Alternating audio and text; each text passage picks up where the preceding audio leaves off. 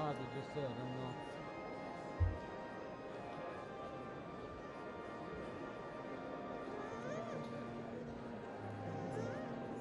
Look on that.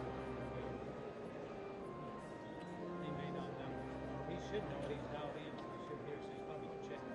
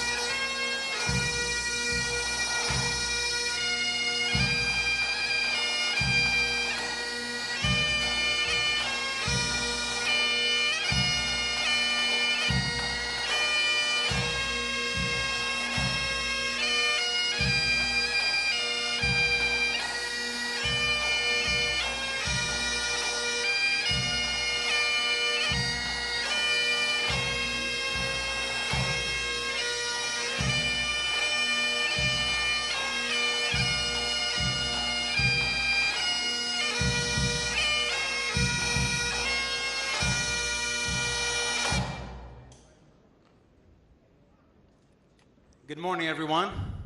You may be seated, please. My name is Josue Araujo. I'm the pastor here at First Church in downtown Oklahoma City, and I'd like to express our deepest, warmest welcome to each one of you. I'm so sorry to say that we have reached complete capacity here and in all areas of the church, in here and in the overflow. We are doing our best as your host today to accommodate all. My deepest regrets to those that could not come inside. I hope that you get to watch online. So as we gather in this sacred space, we welcome you as we come to remember those who were killed, those who survived, and those whose lives were changed forever. Welcome to First Church. It is now my great pleasure and honor to introduce the chair of the Oklahoma City National Memorial Foundation, Dr. Susan Chambers.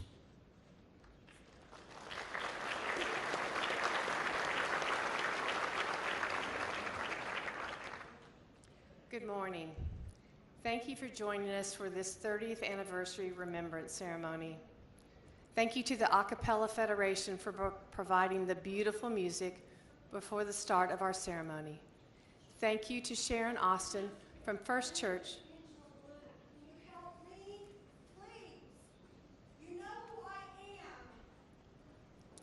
Thank you to Sharon Austin from First Church for providing the comforting music from the oldest organ in Oklahoma.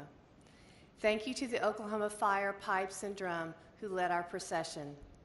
Thank you all for joining us here today or online from around the country as we come here to remember. We come to remember the day of darkness and the years of light. We moved our ceremony inside because of inclement weather. We are grateful to gather in this space that shares a significance to April 19, 1995. We are pleased to have several special guests with us today. Please hold your applause.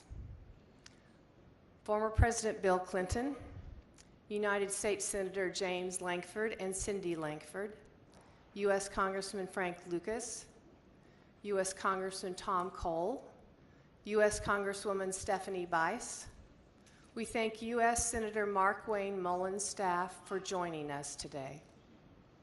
Governor Kevin Stitt and First Lady Sarah Stitt, former Governor Frank Keating and First Lady Kathy Keating, former Governor Mary Fallon and First Gentleman Wade Christensen, former Governor David Walters, former Governor George Nye, Oklahoma Attorney General Gentner Drummond, Secretary of State of the Chickasaw Nation, Bill Lance, members of our State House and Senate, Mayor David Holt and Rachel Holt, former Mayor Ron Norick, City Manager Craig Freeman and members of our City Council, City Councilman Lee E. Cooper Jr., City Councilman Mark K. Stonecipher, and a steady supporter who was in the City Council office 30 years ago and today is their Chief of Staff, Debbie Martin. We have been overwhelmed by the response from the agencies in the Murrah building of those who aided in the response after the bombing. With us today, from the United States Secret Service, Director Sean Curran. From the Department of Defense, Defense Counterintelligence and Security Agency, Deputy Director Dan Lecce. From the U.S. Department of Housing and Urban Development, Regional Director Ashley Quinones. Acting Deputy Regional Director Earl Redrick. And Senior Advisor to the Regional Administrator Sable Coleman. From ATF, Special Agent in Charge, Dallas Field Division, Benny Mims. And Assistant Special Agent in Charge, Dallas Field Division, Brian Garner. From Cybersecurity and Infrastructure Security Agency, Assistant Director to the Integrated Operations, Boyd Rohner. And Regional Director, Robert Russell. FBI, Oklahoma City Special Agent in Charge, Doug Goodwater. Several FEMA first responders from around the country are here today who were deployed to Oklahoma City in response to the bombing. We are so grateful you could join us. From Tinker Air Force Base, Commander, Oklahoma City Air Logistics Complex, Brigadier General Brian Moore. Commander, 72nd Air Base Wing Installation, Colonel Abigail Rusetta. And Command Chief, 72nd Air Base Wing Installation, Chief Master Sergeant Chris Gradell. Chairman of the Memorials Conscience Committee, Blaine Arthur. Vice Chair of Oklahoma City National Memorial Foundation and our Board of Trustees, Chris Fleming. We are so pleased to have a number of past chairmen of the Oklahoma City National Memorial Foundation here to commemorate this 30th anniversary. Bob Johnson, Linda Lambert, Pauline Nichols, Frank Hill, Gloria Griffin, Susan Winchester, Mike Turpin, retired Justice Stephen Taylor, Bob Ross, and John Kennedy. We are pleased to have gospel singer-songwriter Jordan Smith with us today. We also thank the members of the media who join us. They have been an essential part of our storytelling over the past 30 years. And most importantly, we welcome our family members, survivors, first responders, law enforcement, and friends of those who were killed, those who survived, and those changed forever on April 19th, 1995. Please join me in welcoming all of our special guests.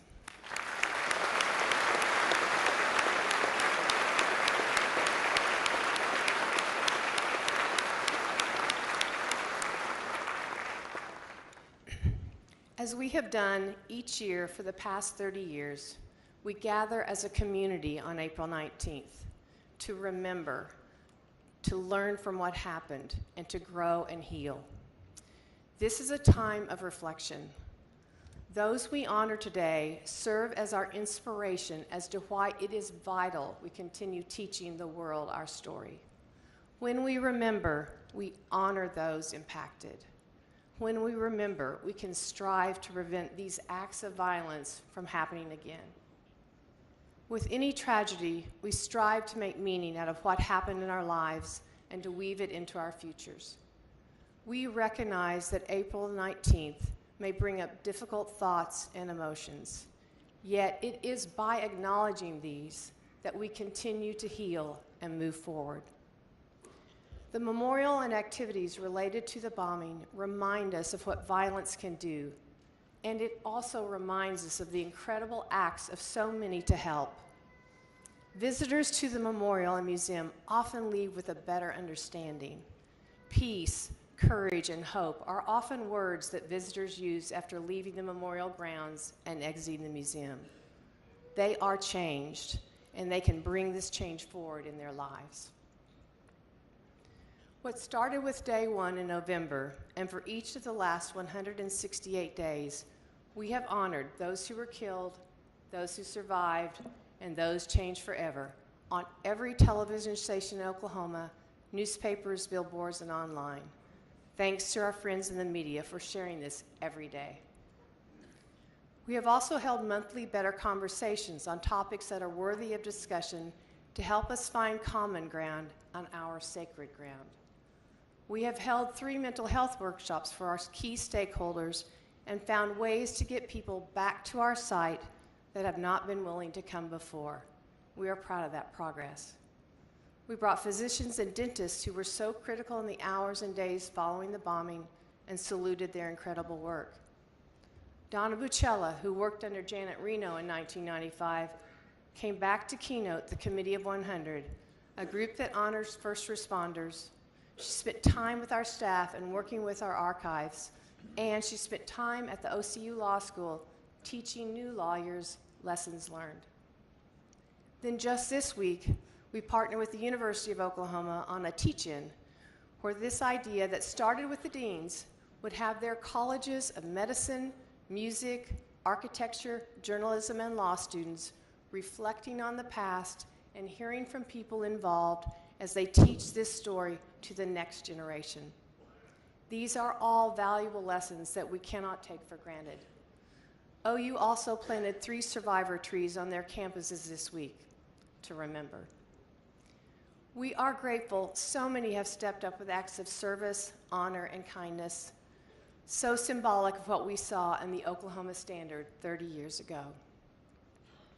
We work very hard to preserve this story, which is why we are humbled by the recent announcement that the Oklahoma City National Memorial Museum has officially been accredited for the third time by the American Alliance of Museums. Of the 33,000 museums in the United States, only 1,116 are currently accredited.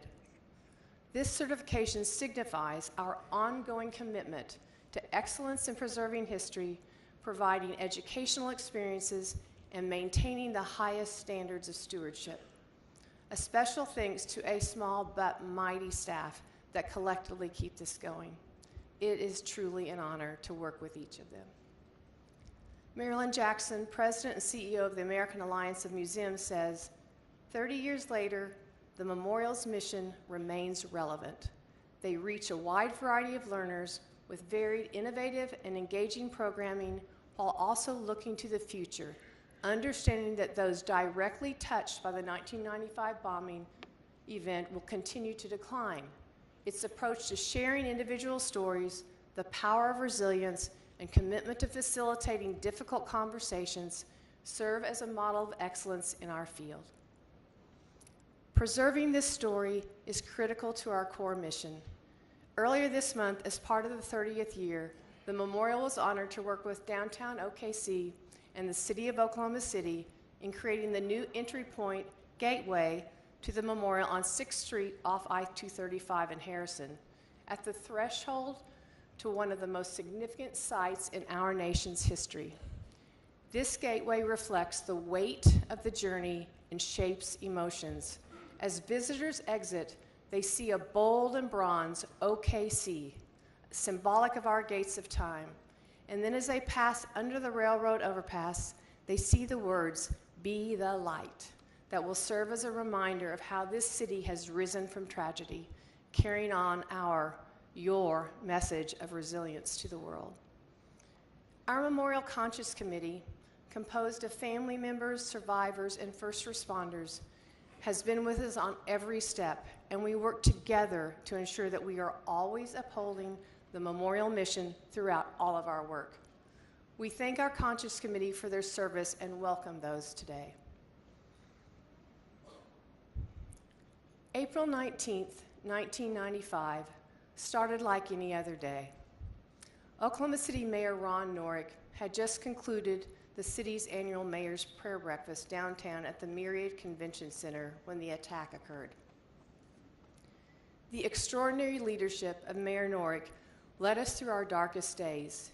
It was his appointment of a 350-member memorial task force just a few months after the bombing that led us through the memorialization process and the creation of our Oklahoma City National Memorial Museum. As a testament to his strong leadership, we are honored to have Mayor Norick back to read the memorial mission statement.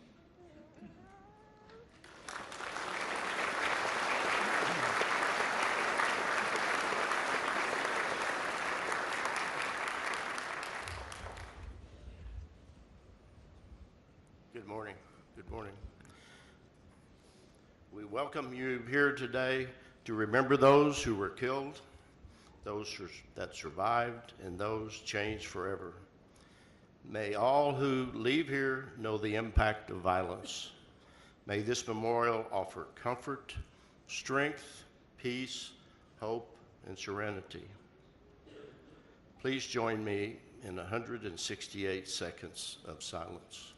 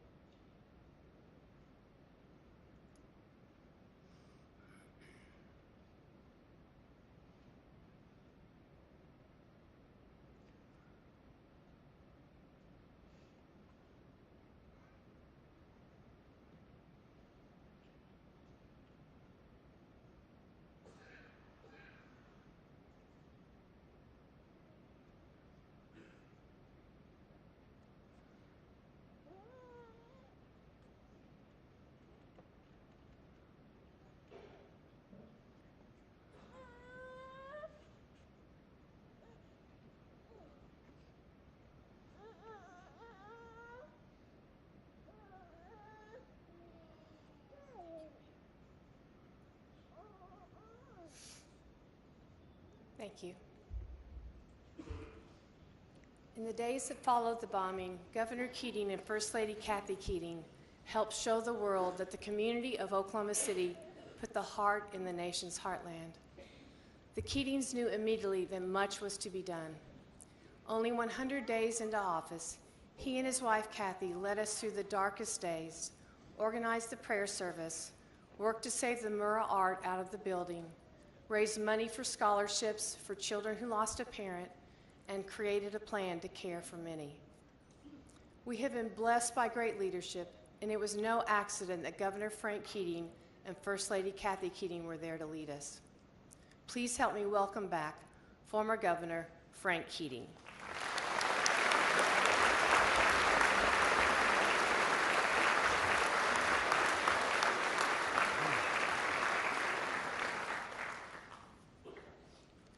Thank you very much, Susan, and thank all of you for being here to celebrate lives, to celebrate security, to celebrate commitment and love of others, many of whom we never knew and we don't know. There's a parable of a man who looked back on his life and saw it as an endless series of footprints in the sand. At times there were two sets of footprints side by side, and he remembered these times as happy times. At others there was but one set of prints, the times of sadness and pain. He confronted God and asked him why he had ceased to walk beside him when he most needed him and most needed his support. Why, he wondered, had God abandoned him? And God answered, "But my son, those were the times I was carrying you." He carries us today, cup gently in his hands. April 19th, 1995 was a day of horror and tragedy. It was unbelievable for those of us who were here and there to comprehend that the devil himself walks the earth and murdered 168 of our neighbors and friends, wounded 700 of our neighbors and friends, caused damage or destruction to 320 buildings, marred the face, scratched the face, bloodied the face of the capital city of Oklahoma. It was incomprehensible that we could see and understand what was occurring. And we wondered, how were we all going to stay together without mutual suspicion and mistrust, and how could we do that? But we did.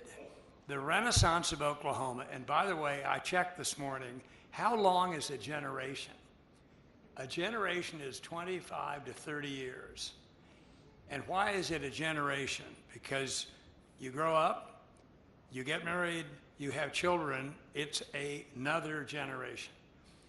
And think of the blessings we have with all these young people at our schools. I was chairman of the Board of Regents of OU for a while, and it's really amazing to me that a significant minority of the students that are coming to OU are from Texas, of all places. And what is significant to me is that people who are graduating from that university are largely staying here. The contrast between then and now is very dramatic. God continues to hold us in his hands. I have someone very special to introduce to give our invocation. It was prayer that sustained us after the bombing. This entire area became a holy place. Many have said there was more prayer for this 8-block area of Oklahoma City than there was for the entire world during that time. Leading the way for so many chaplains who came here to help in our darkest hour was Oklahoma City Fire Department Chaplain Teddy Wilson, who is here to provide our invocation. His prayer lifts to heaven. Ladies and gentlemen, Chaplain Wilson. It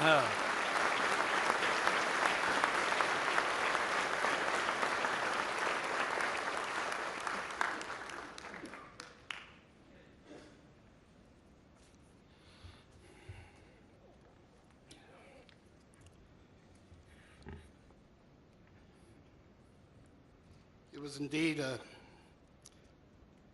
an uplifting thing to see at 2, 3 in the morning Frank and Kathy Keating on the site. 2 in the afternoon. They were here often, and every time we saw them, it was a privilege and an uplifting spirit. Thank you, Frank. Thank you, Kathy. I'm going to take a point of privilege, and I want to thank Carrie Watkins. She hates this.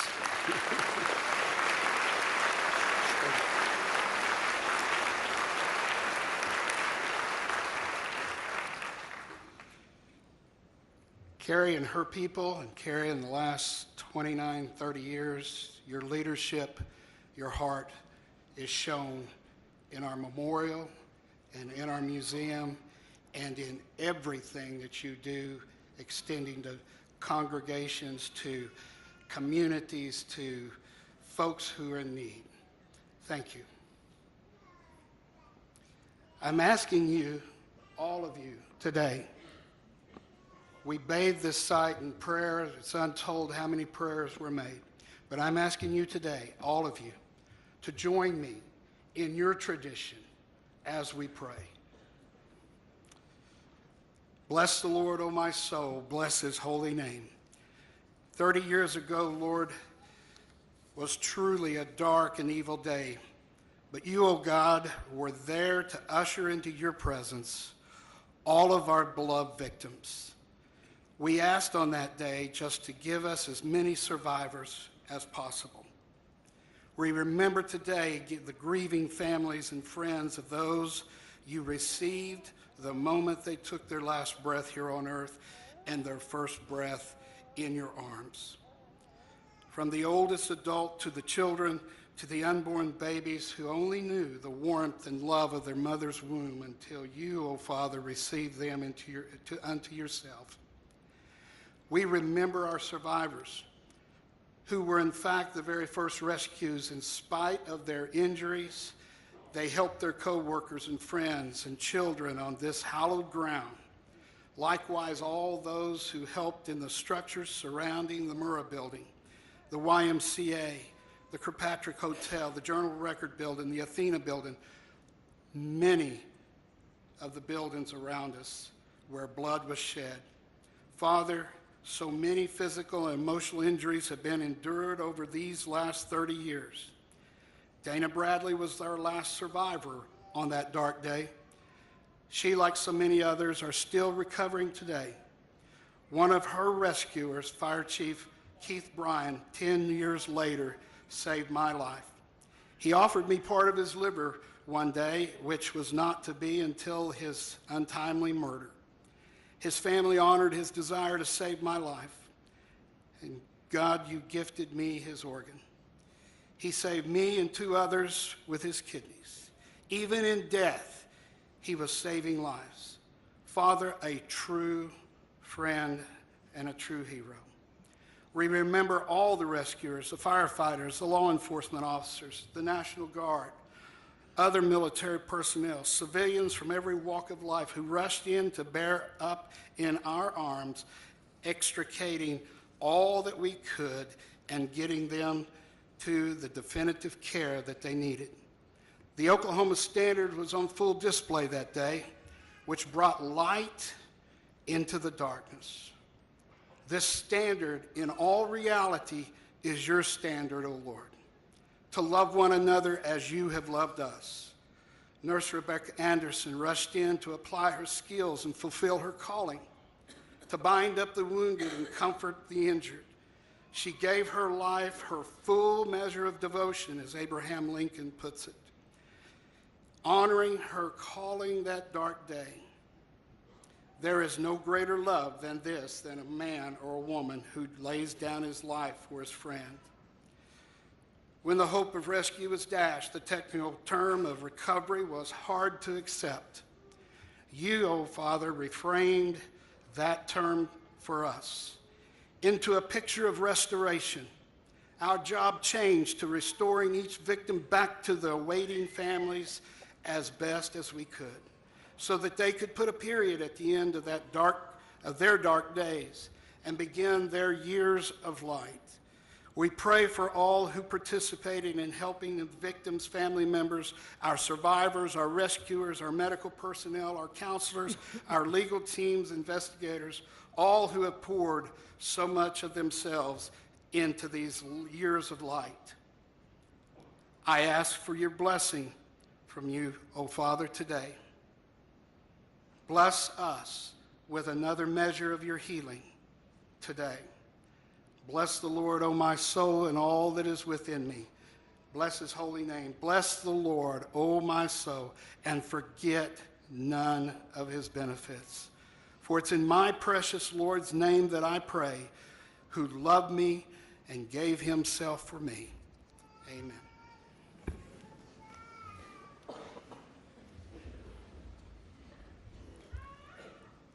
Thank you, Mayor Norick, Governor Keating, and Chaplain Wilson. During this Lenten and Easter season, and for many who just finished Passover and Ramadan last week, the Heartland Chapel outside these doors and across the street from the memorial was rededicated in honor of the 30th anniversary of the bombing.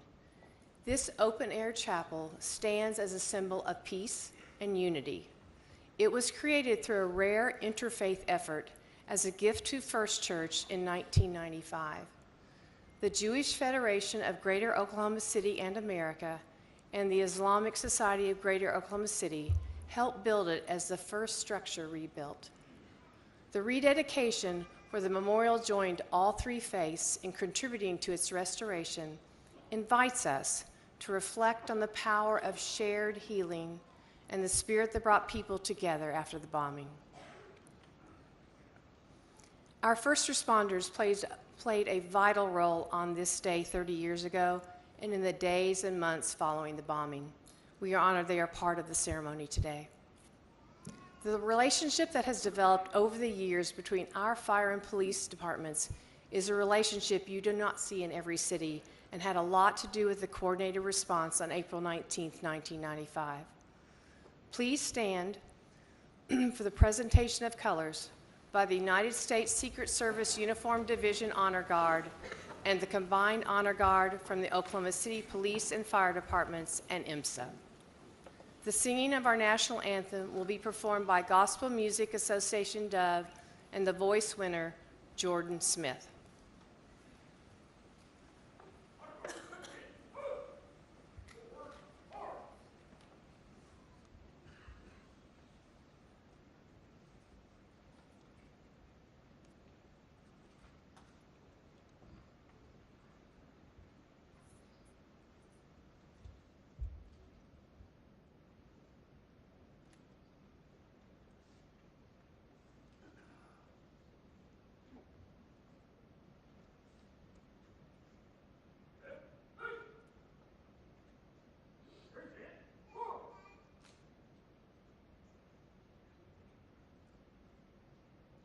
Oh, say, can you see by the dawn's early light what so proudly we held at the twilight's last gleaming, whose broad stripes and bright stars through the perilous fight o'er the ramparts we watched were so gallantly streaming,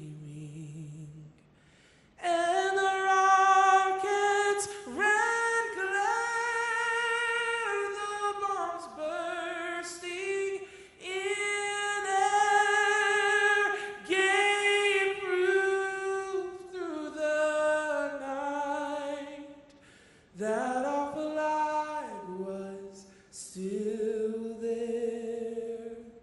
Oh, say does that star-spangled banner yet wave o'er the land of the free and the home of the brave.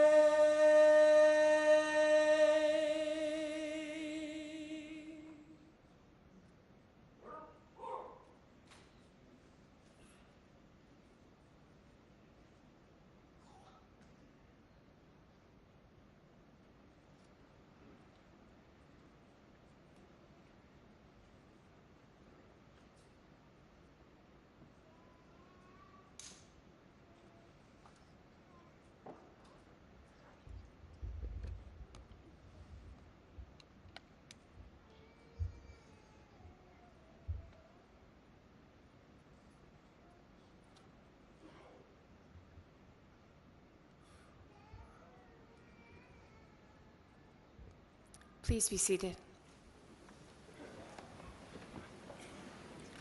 Thank you to the Combined Honor Guard, and thank you, Jordan, for your beautiful performance of our Star-Spangled Banner. Our outdoor symbolic memorial captures and preserves forever the place and events that changed the world, while the museum educates visitors every day about the facts of the story. Our city has not just survived, it has become a symbol of hope to the world. Just recently, memorial representatives from New York City, France, Spain, and Norway gathered here to reflect on what Oklahoma City has shared with them through our memorialization process and our city's ability to rebuild, all while still remembering. That is in part due to the leadership of 4 mayors since 1995. Each has led with a purpose of unity born out of our city's response to the attack 30 years ago. This city's renaissance continues under the leadership of Mayor David Holt, unifying our city as one OKC. With nearly 500,000 people visiting the Memorial Museum each year, we are grateful for the partnership we have had with the City of Oklahoma City from day one. Mayor David Holt.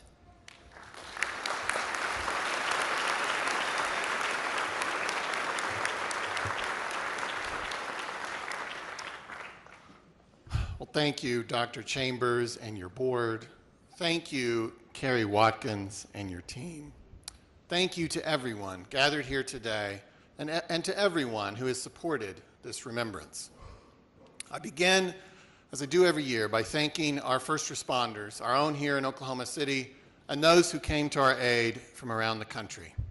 And I again express the deepest condolences of the people of Oklahoma City to those who lost a loved one on April 19th, 1995. Matthew 6:34 states, "Therefore do not worry about tomorrow, for tomorrow will worry about itself. Each day has enough trouble of its own."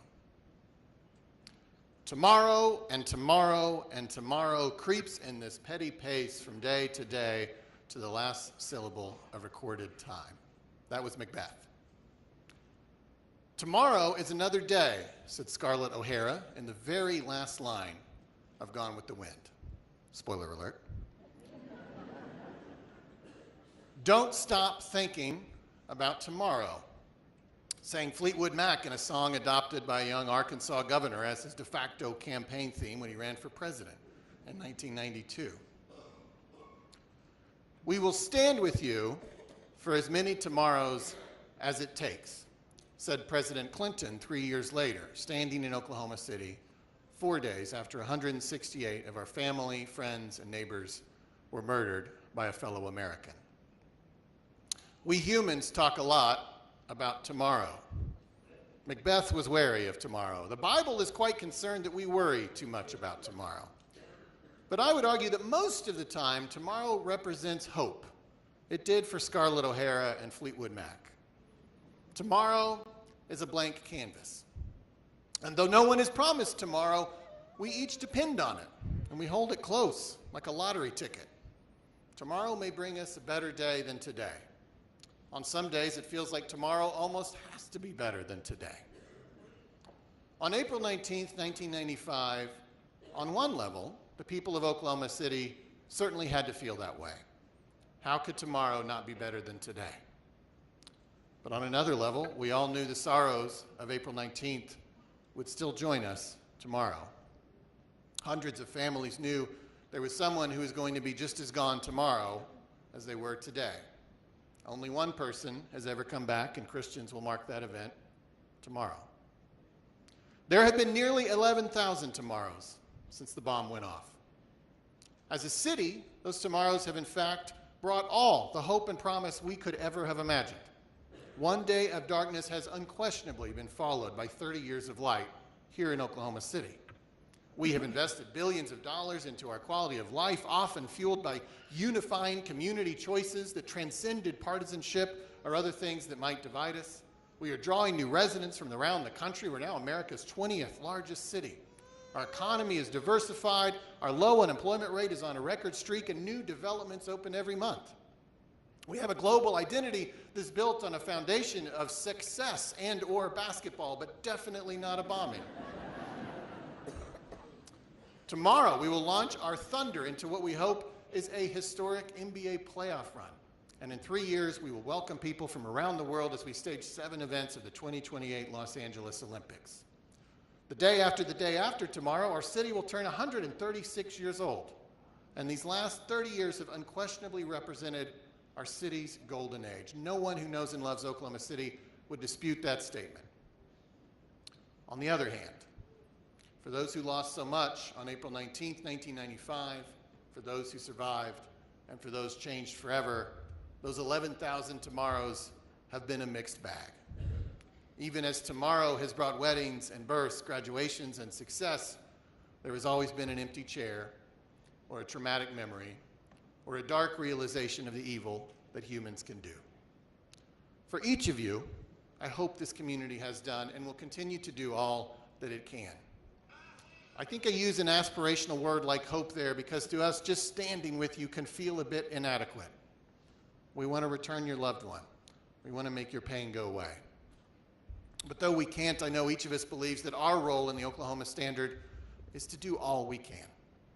And so I stand here as your mayor and pledge that no priority in this city will ever stand between us and that commitment to you and your family who lost so much.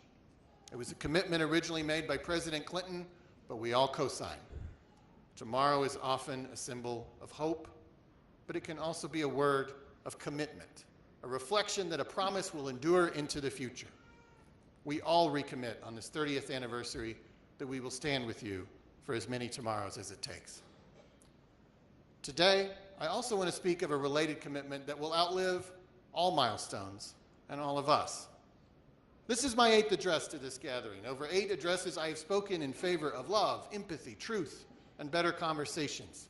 I have asked us to embrace pluralism, to look past things that can be used to divide us, like political opinions or ethnicities or religion, and asked us to instead consider the infinite ways in which we are alike. I've spoken against dehumanization and words of division, and I've asked us to gauge into that tranquil, reflecting pool across the street and consider whether the person that you see is living up to the Oklahoma Standard in their own words and social media posts and actions. I've stated that this obligation starts with us as citizens of Oklahoma City, but that it should apply to everyone in this entire country, especially and including elected officials and all those in the public eye. I have also spoken repeatedly these last 8 years about the passage of time. It's on my mind today because today is a milestone in the measurement of time. It is the 30th anniversary of the bombing. Because of that milestone, President Clinton is in Oklahoma City this weekend. He met with families and rescue workers last night and visited the memorial, keeping a commitment as he has for 30 years. We thank him on behalf of the people of Oklahoma City for that commitment. We share a friendship and a bond with President Clinton that transcends politics, and we will never forget that he kept his word. Thank you as well to Governor Keating, Mayor Norick, Kerry Watkins, and all the people who have kept this city's commitment to those who needed support these past 30 years. 30 years is an inflection point, no doubt. 10 years is the blink of an eye. 20 years is still less than a generation, but 30 years hits different. Many of us now have to admit there are more yesterdays for us than there are tomorrows. Perhaps that reality reminds us that in addition to the obligation I spoke of that we have to the families most directly affected, we also have another related obligation in Oklahoma City. And this obligation is timeless and it will outlive us. And that is the obligation to speak and act against the forces that created the environment for this act of evil, and really for all acts of evil across human history. Even when the personal remembrances have faded, the people of this city will still have a scar in our downtown, a place where people used to go to work, serving their neighbors. The site of the Alfred P. Murrah Federal Building is now peaceful and shaded by tall, beautiful trees. But the jagged edges of concrete that surround it remind us that it is a scar, a symbol of what humans can do to each other when they do not love each other, when they do not seek to understand each other, when they fail to acknowledge our shared humanity, when they dehumanize each other, when they entertain conspiracy theories, when they are willing to act outside of peaceful democratic processes, even to commit violence, and when they let extremism rot their brains to the point where even a child is a soldier in their imagined war. Humans are highly unlikely to ever fully shed our capacity for evil, but evil can be answered and kept at bay. Evil must be answered. And the residents of this city must always be the protectors of a commitment to do so. Perhaps today on this 30th anniversary, like a relay runner in one of our memorial marathons, we are beginning to pass the baton of that commitment. And that baton of commitment will be kept by P.J. Allen, Rebecca and Brandon Denny, Joseph Webb, Nakia McLeod, and Chris Wynn, the 6 children who survived the bombing. It will be kept by Clint Seidel, Krista Dahl, Dina Abulon, Hillary Johnson, Deontay Thomas, and the 249 children who lost one or both parents that day. Those are the youngest among us who bore direct witness. But this commitment will also be kept by those who are too young to have borne witness. It will be carried by the 38 members of the Memorial Teen Board.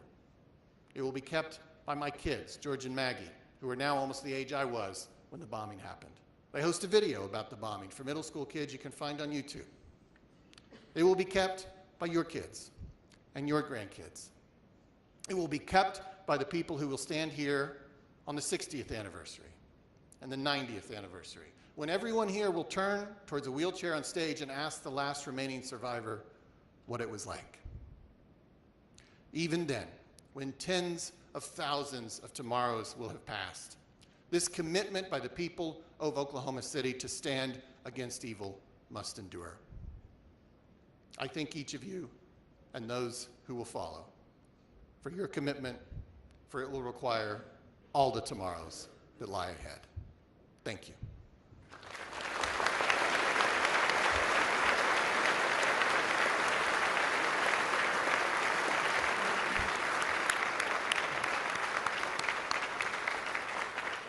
Mayor Holt, thank you always for your strong words today. From this past September and through December of this year, the Journey of Hope Tour is visiting all 77 counties. This program by the Memorial and Museum is inspiring students, individuals, and families throughout the state to embody the Oklahoma Standard and to learn the story of April 19th. Funded through the Oklahoma Legislature in a strong partnership with the Governor and the State of Oklahoma Department of Agriculture playing a key role, we thank our Governor for supporting our Journey of Hope Tour to all 77 counties that carries the 30th anniversary message, a day of darkness, years of light. Representing our state, Governor Kevin Stitt.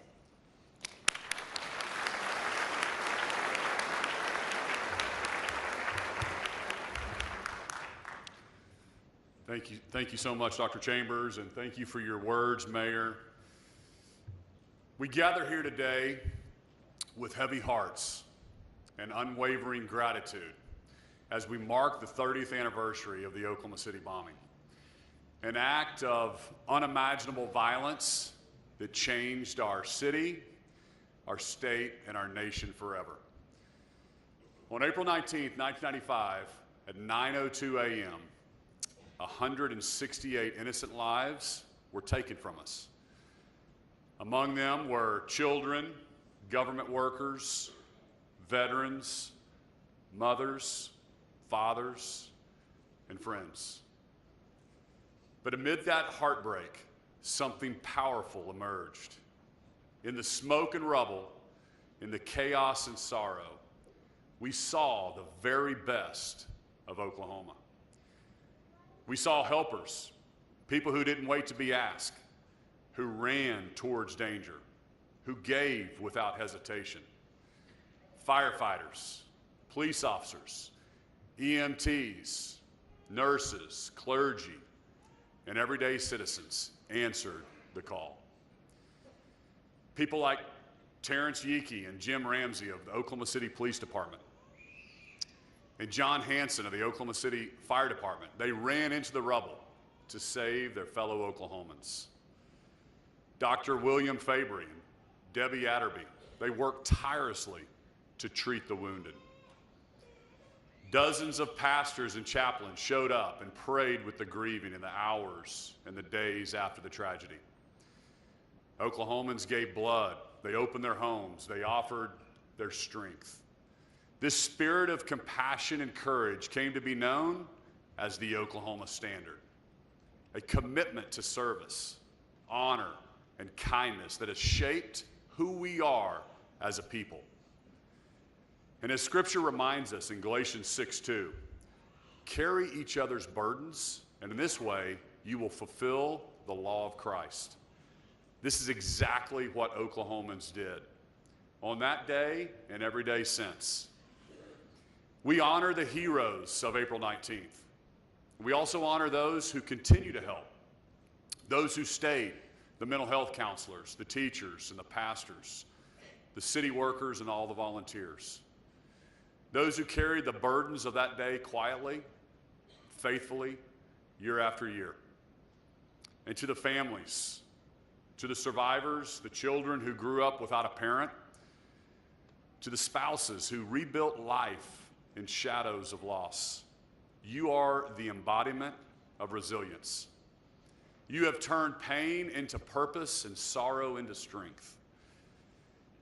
The Oklahoma City National Memorial stands as a tribute to those who lost, those we lost, but also to those who helped. It reminds us not only of the horror of that morning, but of the hope that followed.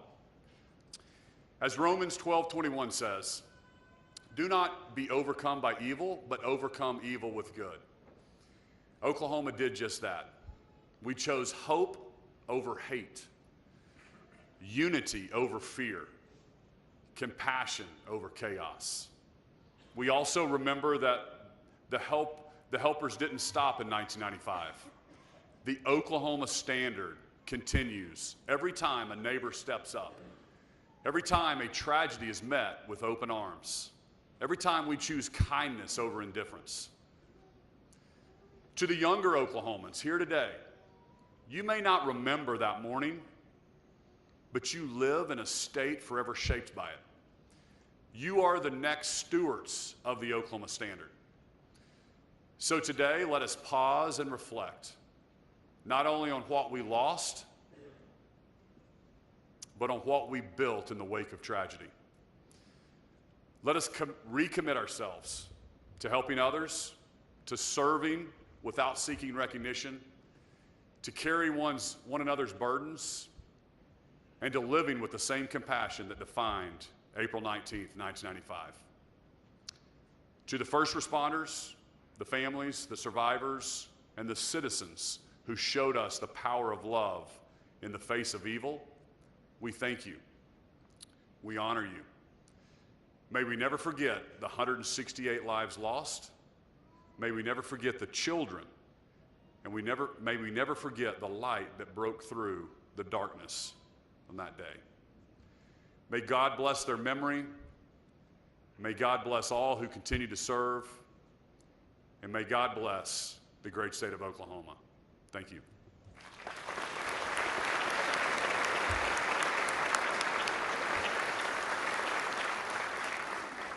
Thank you so much, Governor Stitt.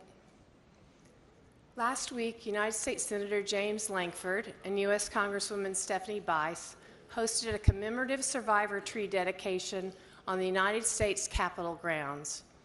Joined by family members, survivors, and leaders from the memorial and the Oklahoma congressional delegation, a sapling from the survivor tree was planted. The location of this tree serves as a place for every American to reflect and remember the impact of April 19, 1995. The survivor tree, a living American elm, stands as a symbol of strength, healing, and the enduring Oklahoma standard. Speaking on behalf of our nation is United States Senator James Lankford.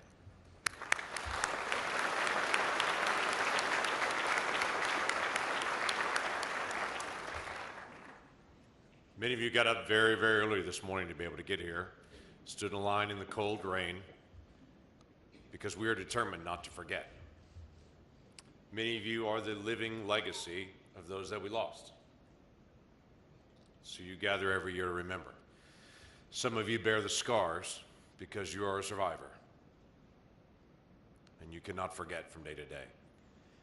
And there are many first responders that are here that when they return to this day, they remember again the days and days that they spent serving. There's very likely, as there usually is, someone that's a rescue worker that came here that is the first time that you have returned. We will remember with you today, and we're determined to do that. This past week, I was visiting with a staff member who said to me that not only was she not alive when the bombing happened, her parents weren't even married yet. Yes, that made me feel old. But it was also a reminder again of the importance of us gathering together to make sure that there is no generation that rises up that does not remember, that we continue to remind each other that we have learned the lessons of hatred, of anger, of hope, of love, of sacrifice, of gratitude, and of resilience. And we need to pass those lessons on to the next generation and make sure that they learn the lessons of history. The nation was shocked 30 years ago today when we saw the devastation and the loss. We lost children and neighbors, and we lost federal employees that were just sitting at their desk serving their fellow Americans on a Wednesday morning. We asked why. We wondered who we had become, and we found practical ways to serve people as the flags went to half-mast. Law enforcement and first responders and volunteers by the thousands came out that day. We lose track of this, but the FBI conducted more than 28,000 interviews, followed 43,000 investigative leads, and amassed 3.5 tons of evidence to be able to prosecute that case. They reviewed nearly 1 billion pieces of information. We're still grateful to all those who have served in so many ways. We're even grateful to the law enforcement that's literally standing in the rain outside this building to continue to be able to keep us safe here in this place. So we gather to remember. Thousands of years ago, the children of Israel, they left out of slavery and captivity, and they crossed over the Jordan River. And when they crossed over the Jordan, God instructed them with these words. This is from Joshua chapter 4. He said, in the future, when your children ask you, what do these stones mean? Because they gathered stones and put them on the side of the river after they crossed. When he said, what do these stones mean? Tell your children that the flow of the Jordan was cut off before the Ark of the Covenant of the Lord. When it crossed the Jordan, the waters of the Jordan were cut off. These stones are to be a memorial to the people of Israel forever. Weeks ago, as Susan mentioned, or just last week, I guess now, when we planted the sapling of the survivor tree on the Capitol lawn, it was very intentional. It's on the west side of the Capitol, directly next to a path. There's a plaque that's right there next to it. On that plaque, it reminds people of why that tree is there. It's surrounded by 200-year-old trees there on the Capitol lawn. And in the centuries to come, that plaque will remain, and that That sapling will grow onto a beautiful tree that'll look like our survivor tree. And people for generations in the future will walk the west side of the Capitol and will reflect on what happened here, no matter what year they stop to look at it. And they will tell the story of out-of-control hatred and irrational acts against a government and against a people and against children. And it will remind us of what we're capable of, but it will also remind people of the people of Oklahoma and what we are capable of. As we love, as we forgive, as we set a tone for the rest of the nation, to say this is how we deal with issues where we disagree and resolve.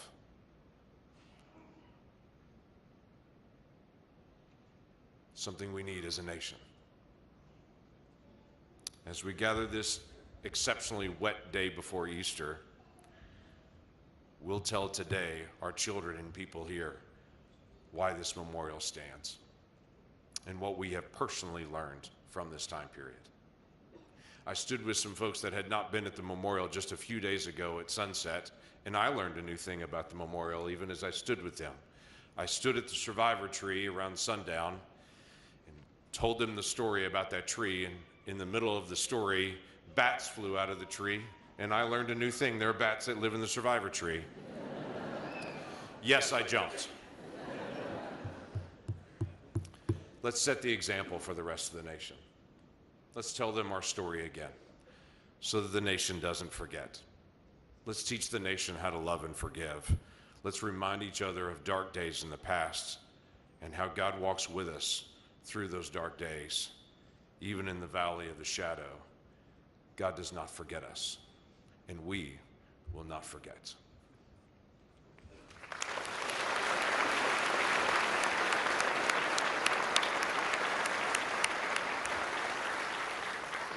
Thank you so much, Senator Lankford, for joining us to remember.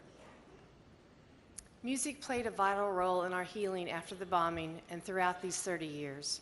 When the memorial was dedicated on April 19, 2000, 25 years ago, the song titled Holy Ground was performed.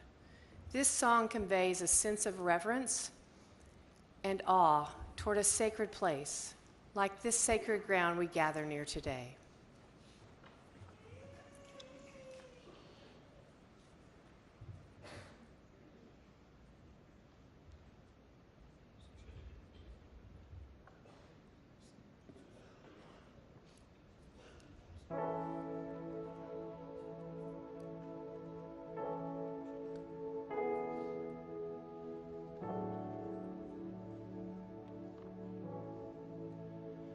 We are standing